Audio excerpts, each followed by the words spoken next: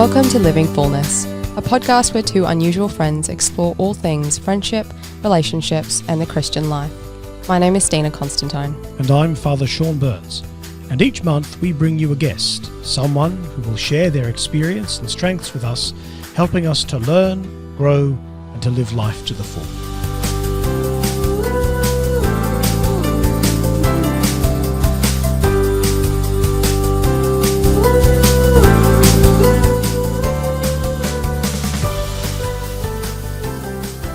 Welcome back to yet another episode of Living Fullness. Whether you're listening in through your earpiece, in your car or in your home, you are most welcome. We have a rather exciting guest here on the podcast today. Padre, would you introduce our guest to us? Yes, I shall. We have David Kennedy here with us. Hello, and, Father, Stina. Welcome. Thanks for having me. It's great to have you, Dave. Oh, thank you. So Dave is, I've known Dave for a while now. How long have we known each other for, Dave? Like 4 or 5 years. Maybe 4 or 5 years. Around that, yeah. Go way back, Father. We do indeed. Yeah.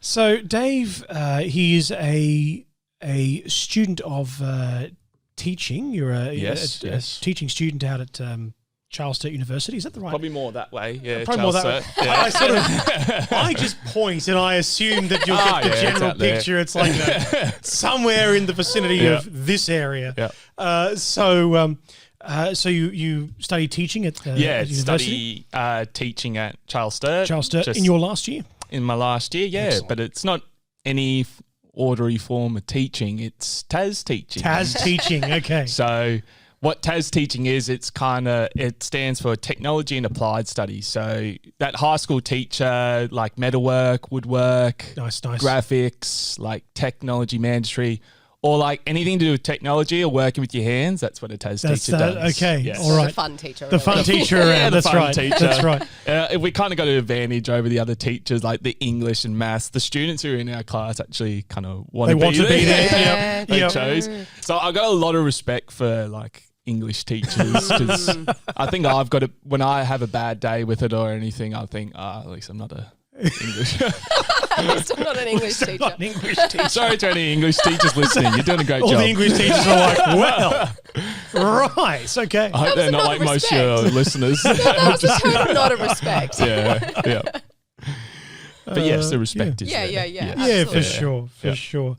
And you also work fairly closely with Chosen Youth, which is a local diocesan initiative. Yes. And that was started back in 2016. Mm-hmm. Yes, back in 2016. Yeah. And it's you've pretty much been a volunteer all the way through, really. Nearly. I wasn't there right at the start. Right. But my first experience with Chosen, I was at a 5:30 Mass at the cathedral. And I can't remember the priest. It was probably maybe Father Reese or someone like that, or even Father Rick at the time. Sure. And they said, there's this youth group that's happening across the road. And I was kind of like, I'll go check it out. I was first year out of high school. Sure. And I just had a great time first night. People were lovely. Like most of my friends now, like the Gilroys, Claudia Pook, Jacinta, all those guys. Sure. They did an awesome job to begin with, and I just wanted to stay a part of it. Yeah, definitely. Yeah. Shout out to those good people who began that initiative, and yeah. You're giving yourself a shout out there, are you, Father? That's right. Yeah, Father did. Yeah, all right. We're talking about the Gilroys and the Pooks here. Yeah. I was talking about the Gilroys and the Pooks. I was not actually including myself among that. That's. Well, we know what you do for a living now. Yes. But what do you do when you're not working? Like, what's your... Not much. I procrastinate a bit too much. I play a bit of sport as well. I play Aussie rules. It's pretty big in my family. Mum always says there's like 3 Fs in the Kennedy family. There's family, faith, and footy. So footy's a pretty big one. But no, I love my footy. I play for the CSU team over here. Good. And also like watching footy, and sometimes I play a bit of golf here and again. It can be a bit of a love-hate sport, golf. Sure. Can be frustrating. I understand that. Yes. What do you mean? How could it possibly be frustrating? Look, you know how you watch on TV, they hit it perfect all the time? Well, in real life, you don't hit it perfect all the time. I get so annoyed that in the end, I pick up the golf ball and I walk over to the green. And all my buddy's like, no, you can't do that. Watch me. Watch me do it. Look, Father, I use the good old foot wedge here and again and kick it along. Oh, that doesn't look like a good lie. Oh, no one's watching. Oh, Dave, you had a great shot there. Yeah. That's right. Oh, dear. Now, one last little piece of introduction is that you are a cousin of one of my seminarians. Oh, yes. Nicholas Kennedy. Oh, yeah. Yes. Man the myth. Yes. Now, at the start of this, before we sort of began recording here, you gave me a nickname. Flipper. No. Right. I didn't say that very well then. I said he gave me a nickname. That's not my nickname. No. He gave me a nickname for his cousin. Yeah. Flipper. I really hope he does stick out his 7 years because I really want to call him Father Flipper. I think that'd be really cool. Yeah. So what's with Flipper? So he got that nickname from what I told from his brothers is that they live next door to a guy. Sorry. That was like really into motocross. Like he's one of the crusty demons, you know, like the trick people and like they're doing flips and everything. And I think Nick was over there one day on his push bike and he tried to go up one of the big jumps. And instead of like him staying on the bike, I think the bike flipped. So since his bike flipped, they just gave him the nickname Flipper. Oh. That's fantastic. So feel free to use that one, Father. I shall frequently. Yeah. Father Flipper. Please. Why are you late to my class? Hey, Flipper, come here. Flipper, you're in trouble. Magnificent. Oh, dear. So we might start then by talking a little bit, if you wouldn't mind, Dave, about your story, like your faith journey, you know, where maybe if you bring us back to sort of, you know, you said a moment ago that your family values faith. Yep. So were you always brought up within the faith? Like was faith always around for you? Were you always a Christian? Like what's your story when it comes to your relationship with Christ? Yeah, so I've been kind of lucky and blessed to be brought up. Both my parents were brought up in a Catholic household, a practicing Catholic household. So I guess it was kind of easy for them to both be on the same page of that and bring up myself and my siblings. Always every night, right after dinner, we always had the schedule, you know, rosary right after dinner. You didn't really understand that as a kid. You're like, oh, you know, saying the rosary again. And Dad always would do a prayer with us in the morning. So it was very much Catholic lifestyle growing up. Dad's a teacher, so I guess that's kind of a big inspiration there for me into becoming a teacher. Mum's a nurse. She worked nights literally for us kids. Wow. So basically she'd look after us during the day and then go work a whole night shift. And she still does it to this day. So she's amazing. What mum. a legend. Yeah, she is a legend. I've got 4 other siblings, 3 older sisters. It was a bit hard growing up there. They used to, when I was littler than them, especially my sister Claire, we shared a room there for a bit. I think she pushed me around a bit. You were on her turf. Yeah, exactly. And then I got a younger brother, Luke. He's 5 years younger than me, so I guess I dished out what I copped from my sisters onto him. He's done pretty well to withstand it over his time, but sure. No, my siblings were great. They all brought their own kind of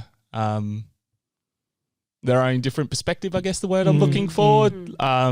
Michelle, the oldest, she was kind of, you know, just the classic oldest child, told us what to do, when to do, and obviously we didn't want to do it.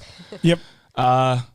Liz was kind of just off doing her own thing kind of thing, you know. She always liked to, she's the second one, she likes to challenge the authority of the first one.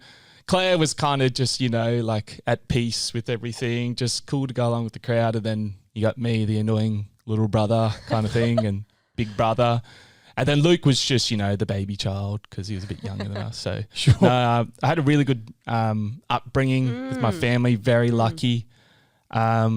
with my faith journey, sorry, I kind of go on a bit of a tangent. Sorry, that's great. Tangents are good. That gives us a bit of a context, really, on where you were brought up and what sort of foundations you had as a young boy. So that's a great place to start. And even discussing, like you mentioned, my cousin, like even not just my siblings and my parents, but my aunties and uncles.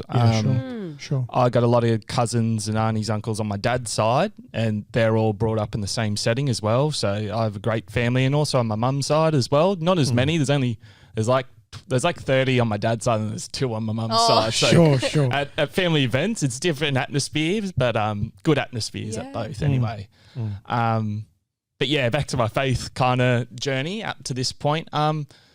Basically throughout like primary school and high school, I just thought, going to mass was just all you needed to do to be a Catholic. Just tick the box, I fulfilled my sub-day obligation. That's all I need to really be. I can just do whatever I want outside of that. I knew like to pray the rosary and everything like that, but again, it was just to kind of tick off the box. And I think where it really changed for me was 2016. So that's my first year outside of school. Yep. I went overseas with my dad and 2 of my sisters, and we went on a holiday. So we went to a lot of countries. I've never even been like to Queensland or anything. I've only even been to like New South Wales and Victoria. Yep. And ACT, if that counts. Of course it counts. Yeah, been everywhere. So yeah, going overseas, I went to London, Ireland, Scotland, Portugal, Italy, Germany. I'm trying to make this sure is all I don't the one hit. Yeah, this is all for the one hit. Yeah, very long time. And then the trip, so that was for the first half of the month. So we're over there for a month. Wow. And for the first half of the month, we went around to those countries. And then for the last half was got to do with World Youth Day. Mum really wanted me to experience World Youth Day. My oldest sister, Michelle, she went on World Youth Day in Spain, 2011, I think it was. Did you go on that one, Father? No, I wasn't there for that one. 2011, I was still in seminary. 2011. Oh, okay, yes. Did you have any nicknames, by the way? I had lots of nicknames. Not that he's going to share that. No, exactly. That's right. Nothing like Flipper. Maybe off camera. Yeah. I'll tell you all later. Keep the mics on.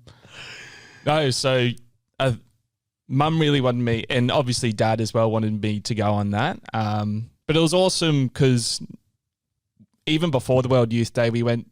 It was mainly for Dad, I think, because it was kind of his big Europe trip. He'd never been to Europe before. Sure. And we went to main reason we went to Portugal was for Fatima and seeing all the sites there, and Italy, Rome. Like that's just the center of the capital city of our faith, Vatican City. And it's just funny just walking along the streets of Italy, and it's like, oh, where do we go to mass today? Oh, this beautiful basilica painted by Michelangelo. We go to this one over here that's painted by Raphael. And you come on here and we got, your own Creek Church. Whitewashed walls and a small country church. Yep. It was just so natural to everyone over there. Like just these big, beautiful basilicas. And you just, you're not even paying attention to the mass. You're just... all of a sudden, those whitewashed walls of the small country church are looking pretty good, eh? Yeah. We actually have to listen to your homilies, Father.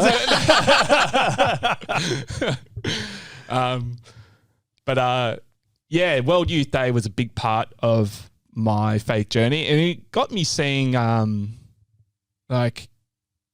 growing up as a practicing Catholic. I went to a Catholic school, and obviously not many of my friends were Catholic, so you kind of think you're very lonely, like this. Almost like you're a dying breed. But going over to World Youth Day, I saw that Catholicism is still relevant, still massive. 2 million people at the final mass at World Youth Day, and even at just one of the warm-up masses, I don't even know if that was called. There was 1 million people still there. Yeah. So it made me seem like, no, the faith is still here. It's still strong. And it just made me want to find out more about my faith and go deeper into it.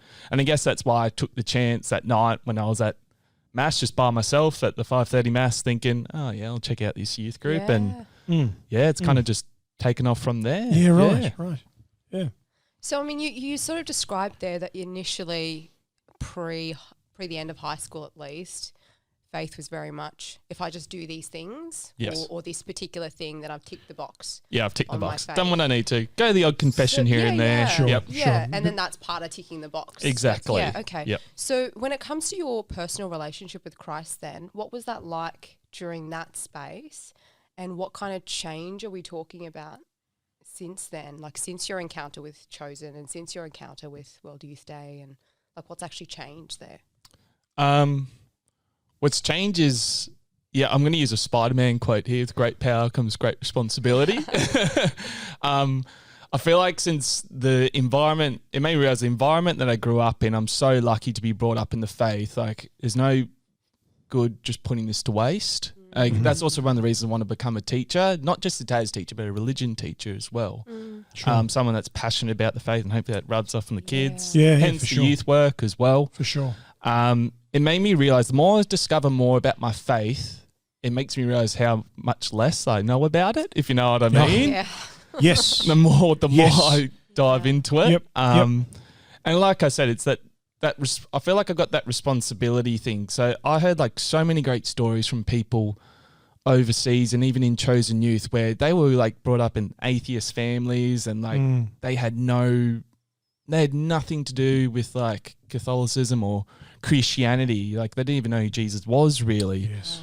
And like even where families where they resented it and hated it. Yeah. And still they found the faith. And I found that amazing. And I almost think like, I've had it easy. Like if I was in their situation, would have got there? Like Sure. And that's why I feel that kind of responsibility. Like I got to do something with it, don't I?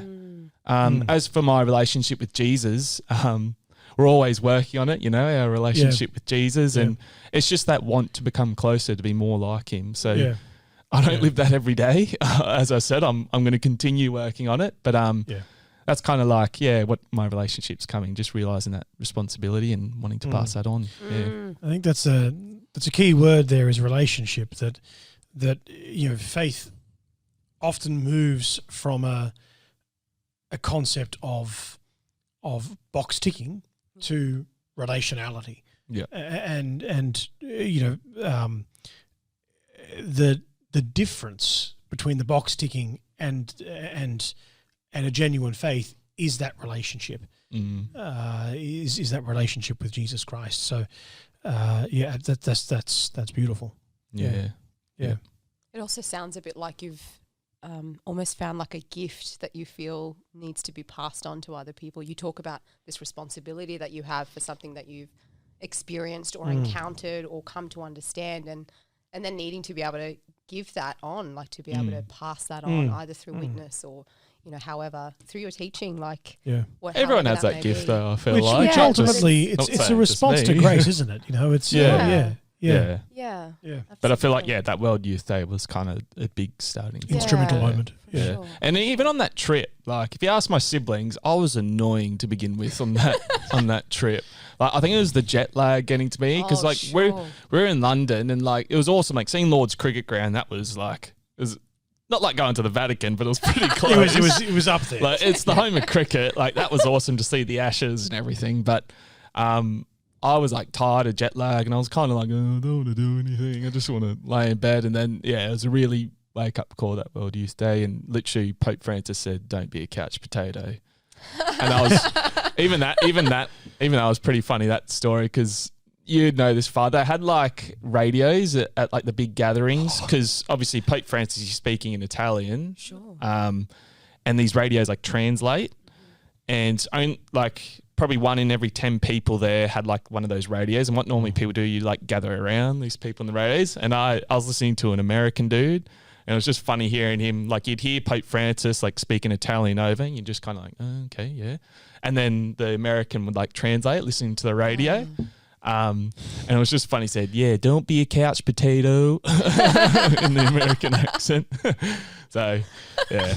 The most Australian American accent I've ever heard in my life. I used to think I was pretty good at accents, but I'm not, no. Yeah. All right. Well,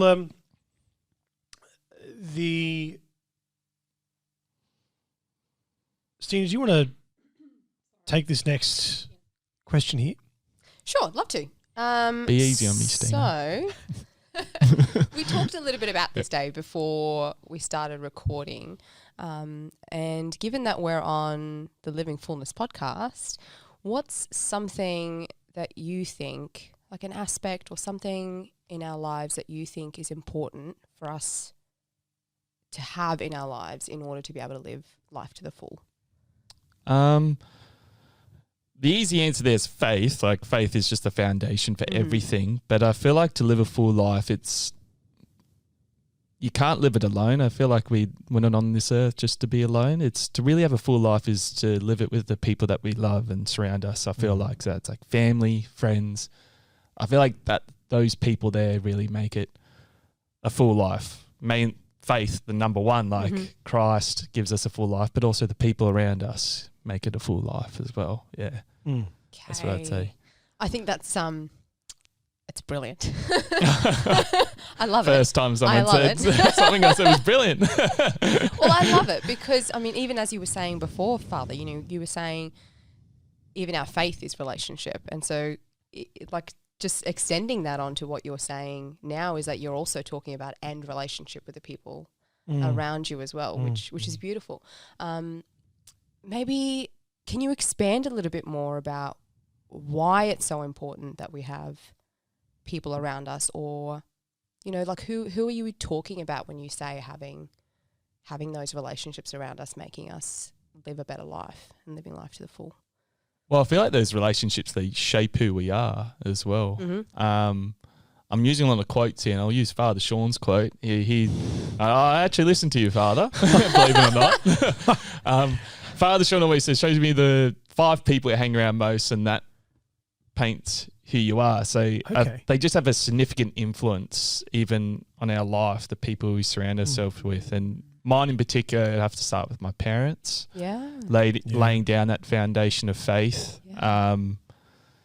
Even Dad always says, just because, 99 people in the room are doing one thing doesn't mean you have to do the other. And he always says that, don't just go with the grain, go against it, Yeah.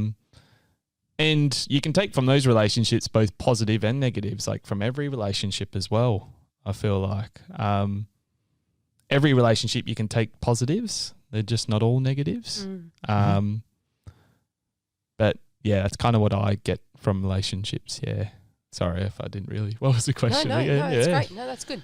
I guess just trying to unpack, and you've mentioned there, your parents and the foundation that they laid. So that was an important part of the learning, I guess, that you took from your relationship with them, and then taking the positives and the negatives out of other relationships that you might have as well, whether that be siblings, extended family, friends, and so on. Is there anything else that you see as valuable to both our growth? Because that was something else that you mentioned there too, was the way that these people shape us and help us to grow. Are there is there anything else within that you think? Yeah, so I think a big one is it's also picking those people you surround yourself with. And I feel like a big one is you surround yourself with people that bring out the best of you, like the best in you. So they're not just there for like the laughs and banter and everything. They actually care about, who you are as a person, and they want what's best for you. I realized that especially like those first couple of years out of high school. I still got great friends from high school, and I have a catch up with them every now and again. Yeah. And I know the really good ones is where, if I stayed over at their place, I'd have to say, look, I got to get up for mass tomorrow morning. And some would be like, oh yeah, whatever kind of thing. Sure. But others, I'd a mate there where his dad went to mass with me, in the morning, and they made sure like, hey Dave, you're right getting to mass kind of thing. Like those how how like the really good people, they actually care. They might not like agree everything with you, but they still have your best interest, and they know for sure what you believe in, what's best for you. Sure. So I think that's the best thing, and I realize that I want to surround myself, the older I get, with the people that bring out the best in me. So So main one's faith. So that's why I surround myself a lot with family and even friends from chosen youth and even the person I'm dating as well, you know, to bring out the best in me. Yeah, so, sure. Yeah. Yeah, very good. Very good. The question that kind of flows, I think, from what you've just said there, because, you know, you're talking about how you'll have friends who have your best interest at heart, but they may not necessarily agree with you on those other things. And so it kind of brings out a question of, well, should they all be Christian, or is there room for friends who have a different worldview? How would you? Oh, there should be definitely room. I feel like they don't all. I'm not just saying like forget all the non-Christian friends. Like, sure. No, they're going to hell. No, literally one of my best friends.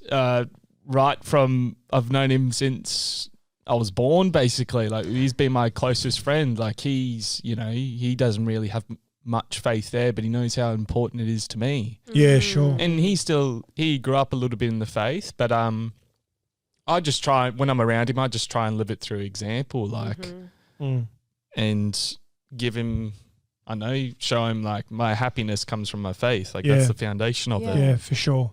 For sure. But back to your question, sorry, I run off on tangents. I do this. No. Your tangent was somewhat answering the question. Yes. It was good. It was good. Good to know. Yeah.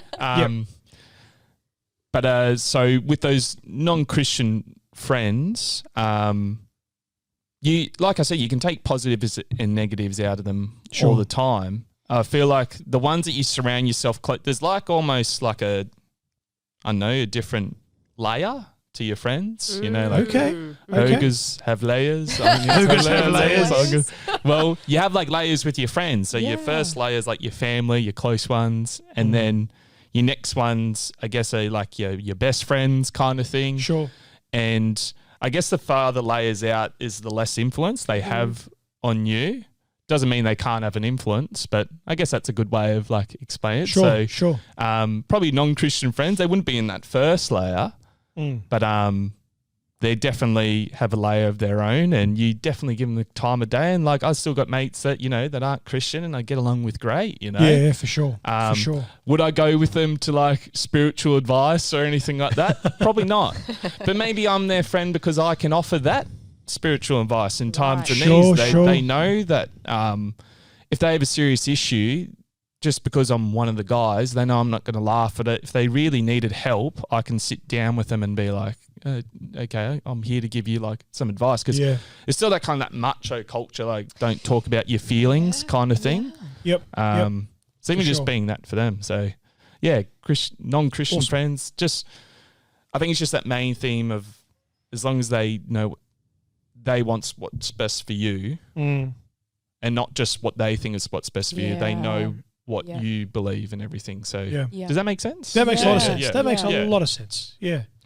So someone who sort of, or the people who know and understand what you want out of life and are willing to support you to be able to achieve whatever it is that you're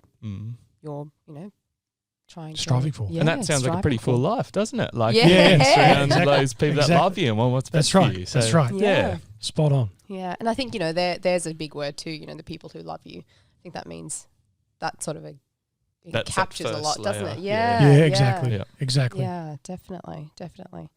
And so you've already mentioned there, the types of people that you've already got in your life, but your close friends and your family are in that first layer, and and then moving out. But what kinds of things would you look for in your friends, like in those different layers? What would be some things that you might look out for? Initially, just meeting people, I just like people who are just easygoing, just love to have a chat kind of thing. But going past that, what you'd want to have a friend is probably loyalty and honesty. Someone that's, you hear the term like yes man, and like you do get yes people in your life, but you want a true friend will tell you no. Yeah. Like if they know what's best for you, they're willing to keep you on that kind of thing and tell you no. So I value like honesty and loyalty, definitely in friends. And I think there's not much to it. Like I'm a pretty easygoing guy, but like those really close friends and that inner circle, those are the main two I reckon I'd most those qualities there. And I feel like it's similar with you. You two are probably the same, you know, like with your friends, you probably, you know, pretty well. Yeah, very much. It's and they got no good movie quotes as well, you know. It's like it's sort of it's like a test. Exactly. I'll mention the movie quote, and if they don't catch onto it, get out. Not getting past this layer. Exactly. Exactly. You're in the Adelaide. I'm walking in. Don't know where that's from. No. Yeah. All right. How do you think you can tell if you're not surrounded by the right kind of people? How do you think you can tell? That's a good question, Father. I'll think of a good answer. I guess it's figuring out whether they're using you or they genuinely want to be your friend. I remember your talk. I'm remembering a lot of your talks in this podcast. The opposite. This is dangerous. I know. Could write a book about you, fella. Kidding. Apparently, I've not said anything worthwhile. You did a talk on the opposite of love, and I remember going into that talk. The obvious one is like you think hate or something like that, but no, the opposite of love is use. Yeah, and I feel like a bad friend is if you're just the one giving the whole time. So say if you're the only one messaging like, hey, let's do something kind of thing. And they're like, sure thing. And you're the only one picking them up. And you can even use this one for like a dating relationship as well kind of thing. If you're the one that's putting all the work and they're just using you, then you know that's unhealthy. But if you kind of got that same way, like you're both showing interest in each other, you both want to hang out, you're both putting in like the same load, then that's how you know you got a good friend as well. I feel like that's an easy way. Of telling whether you got a good or bad friend. Yep. That's some very practical criteria. Yeah, definitely. I like it. What about so we've talked about what kinds of things to look out for in other people. What kinds of things can we ourselves work on to be a better friend? Going off what I just said, just making sure that your friend isn't the only one that's just putting in a relationship. You're giving equally back. So you're messaging them back. You're making sure you're replying. Also, just being able to listen to them. Probably my friends say I talk a bit too much, as you can tell on this podcast. Sure. I butt in too much, but making sure you listen to them as well. Well, in all fairness, we do have you on here so that you will talk. So, I can make this the first 3-hour podcast if you want, people will never know because we will edit it down. Yeah, exactly. It'll just be like, hi Dave, bye Dave. That's the podcast. Being a good friend, I feel like it's just the good qualities in people, just being able to listen, making sure you're giving equally back as what they're giving to you. And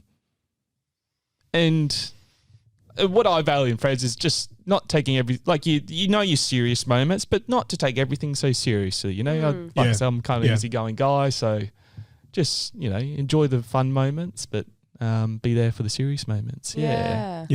So does your answer there then sort of change if I slightly rephrase that question and say, what kind of things should we work on to be able to live life to the full in relation to all those other layers of relationships that you have? So if we move beyond just friendship, like, you know, to the people the person that you might date or the close family relationships that you have, does your answer slightly change then, or do you think it's the exact same? The same principles I think are there. Like giving back as well, like the same load and everything. And I'm not saying I'm perfect on it either. Sure. I'm shocking at it at times. There's probably times where people get sick of me because I'm sometimes that couch potato that's just lying on my bed going, whatever. And then, Don't we all have those days? Yes, we do. But going to like, say, like dating, it's still those same kind of qualities that you're looking for or wanting to give. The listening, the probably like a bit more affection comes into it as well. Probably being more honest when you're in that dating space because you're discerning, whether you're going to become one with them, especially in the Christian sense. So I feel like there's got to be more talk about honesty there and where your views are. Obviously that happens as the relationship goes on. But for the example that like I'm dating someone at the moment and like we're a lot more honest with each other, like talk about how we feel more than at the start. Like at the start we were just enjoying dating, but like it like progresses and it's just that honesty I think is a big one, big difference. Isn't it interesting that the what you've just said there demonstrates the foundation for any important, particularly romantic relationship.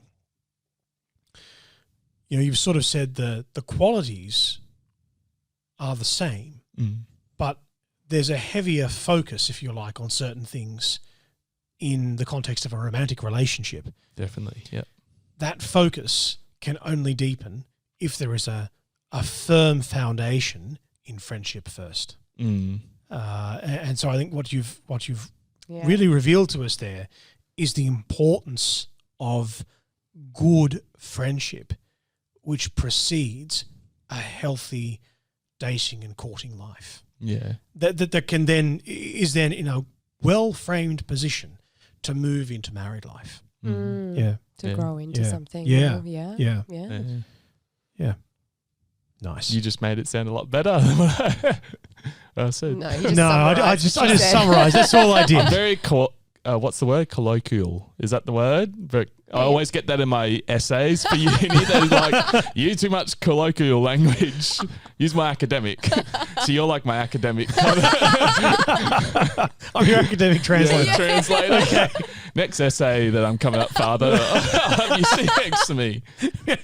G'day, how's it going? G'day, how you going? It's all about bloody hell, yeah. You'll have no troubles passing your exams now. Well, I actually don't have any left, so. Oh, there you go. Yes. Hey, nice, so nice. I see the end in sight. It's in sight. Yeah. The light is at the end of the tunnel. That's it. Yeah. Nice. Good. All right. Well, as a bit of a final question, where do you see your faith and your personal relationship with Christ fitting into what you've described about the kind of people we ought to be and the people that we need in our lives? It provides it's the greatest example. Like Christ is the greatest example we're going to live our lives by, to love one another, just those foundations he set. So I feel like what I try to emulate from Christ is just the way he lives, It provides, again, that example of how to live. I also grab a lot from saints as well. They're they're awesome examples as well of how to live. St. John Paul II, just the way he lived as well. Yeah. And his relationship with people that you hear, even people, my dad had he touched him for 2 seconds. My dad actually he said, God bless you. And just this random Australian, because my dad was in Papua New Guinea at the time, he gave the time to say, God bless you. And it's beautiful.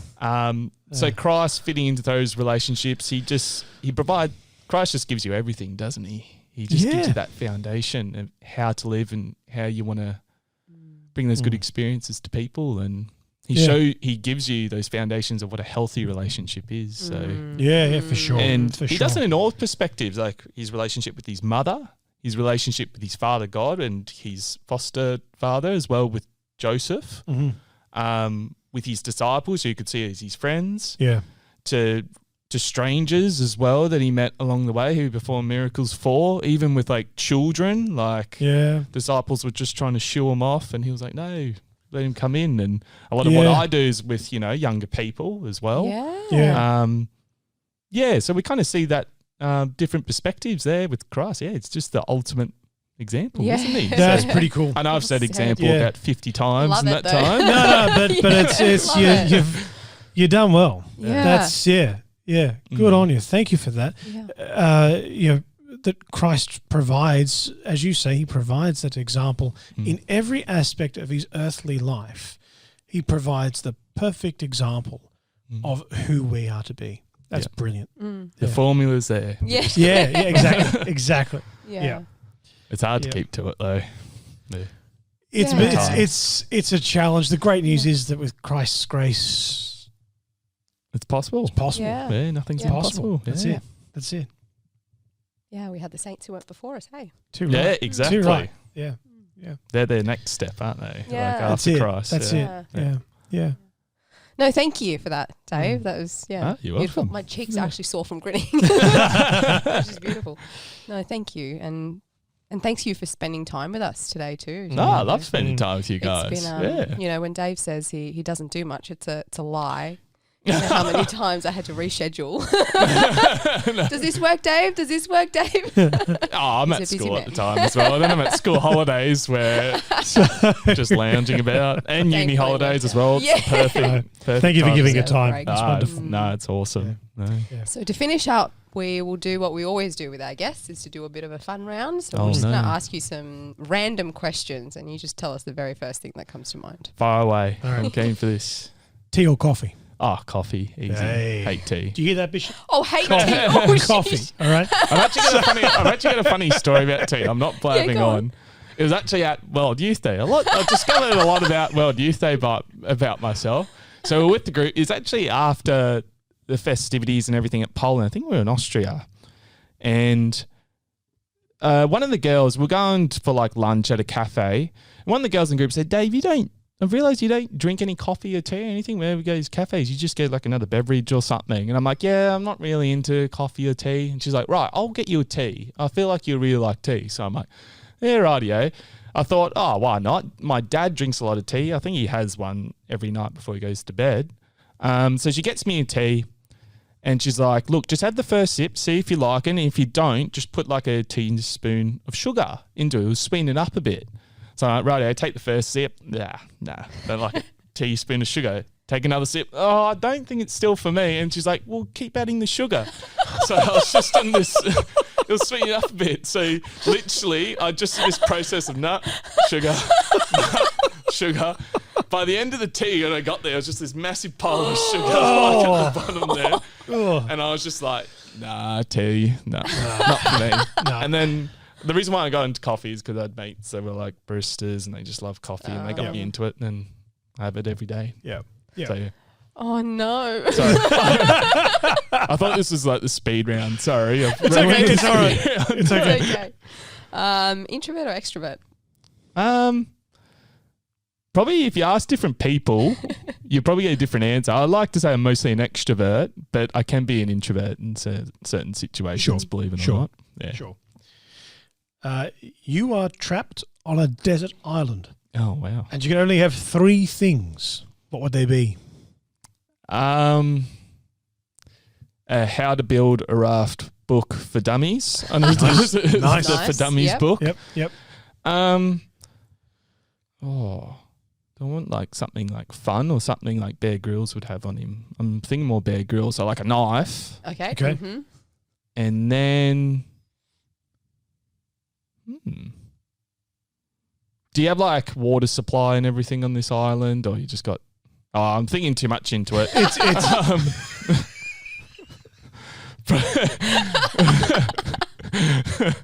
It's not a 5-star island.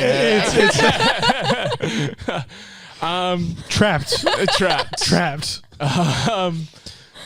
I don't know. Probably like let's go with the Bible. It's got a lot of stories and nice. I'll be a good Christian and I'll try and work out which day's Sunday and read the gospel and But there's some good stories in the Bible. I've got two books and a knife. Two books and a knife. I like it. Great options, Dave. Yeah. How long will you give me? Like a couple of days? It's okay. You'll be prepared for if ever you get trapped on it as well. Right. Now. I'll burn the book, the How to Build a Raft book. There we go. Right. What about if you had to pick one favourite sport? One favourite sport? Ooh. And why? I have to go with AFL because it's just the sport I was taught first, and it's just it's like ingrained. It's like a part of me. So Fair enough. What's one thing most people don't know about you? I don't know about me. Probably back to the introvert and extrovert. So, like I said, you probably get different responses from people who are introvert, extrovert. Sometimes I can be some people describe me, I'm very 100%. So if I'm in a really good, cheerful mood, I'm like, you can really tell that. Other times when I'm in a not so good mood, like not that I'm rude or anything, but I'm just not so bubbly or anything. Yep. And some people that are close to me, they find out that I'm chill a lot of the time. Not a lot of the time, but some time. And like, wow, I didn't know you were so cool, calm. I thought you're always like this bubbly all the time. So so I can be. That's probably like with anyone though, really. Sure. But yeah, I can be either way. Yep. And a lot of the time, I've got like a frowny face as well, even when I'm like resting. So a lot of people ask me, "Are you all right?" Face. Yeah, they're like, "Are you all right?" And I'm like, "Yeah, I'm fine." I'm actually quite bubbly inside. I'm actually in a pretty good mood. Yeah. What is your favourite quality in friends? What did I say before? Probably, honesty. Or if not thinking so deep, just someone that just is easygoing, likes for a good chat, Yeah. Nice. What's one thing people misunderstand about you? That Collingwood supporters have feelings too. They do. And then and then the toothless jokes, and they say, "Oh, you're not a Collingwood supporter, you got all your teeth." It gets old, I've heard that one. I'm an Essendon supporter. So. Oh, well, father. Exactly. Our friendship just ended. That's done. Yeah. But yeah, we're people too. So. And last question, what inspires you and makes you feel like your best self?